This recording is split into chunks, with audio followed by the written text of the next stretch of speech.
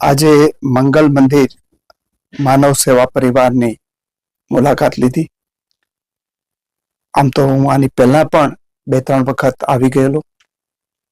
કોઈ ઓળખાણ નહીં, પરંતુ માત્ર સંસ્થાનું નામ સાંભળેલું અને એકાદ વખત દિનેશભાઈ સાથે વાત થયેલી અને એ વખતથી આકર્ષણ હતું. તો આજે મારે 3જી-4થી મુલાકાત છે. ભગવાનનું જે કામ કહેવાય એ કામ દિનેશભાઈ એકલા નહીં, એમનો આખો પરિવાર કરી રહ્યા છે. હું માનું છું કે કોઈક દૈવી કૃપા હોય આપણા ઉપર તો જ આવી સેવા કરી શકે. જે પરિવાર, જે લોકો પરિવારથી વિખૂટા પડી ગયા હોય, દુનિયાથી થોડાક વિખૂટા પડી ગયા હોય અને પોતાના નિજાનંદમાં હોય, આપણે એને પાગલ કહીએ છીએ પણ એ પોતાના નિજાનંદ અંદર આવી ગયા હોય છે.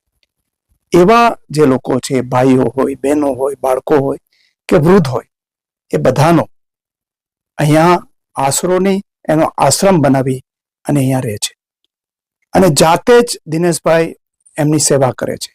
લગભગ તમામને એ પોતે ઓળખે છે એટલું જ નહીં દિનેશભાઈ, પરંતુ એની શું તકલીફો હતી એ પણ જાણે છે અને એમાંથી એ ફરીથી માનવ બનાવી અને એને પરિવાર સાથે જોડવાનું કામ કરે છે. આજે 516 જેટલા આ પ્રભુના સંતાનો અહીંયા રહે છે. 800 કરતા વધારે આવા જે લોકો હતા એ સાજા થઈ અને ફરી પાછા પોતાના પરિવારને સાથે જોડવાનું કામ પણ આ સંસ્થાએ કર્યું છે.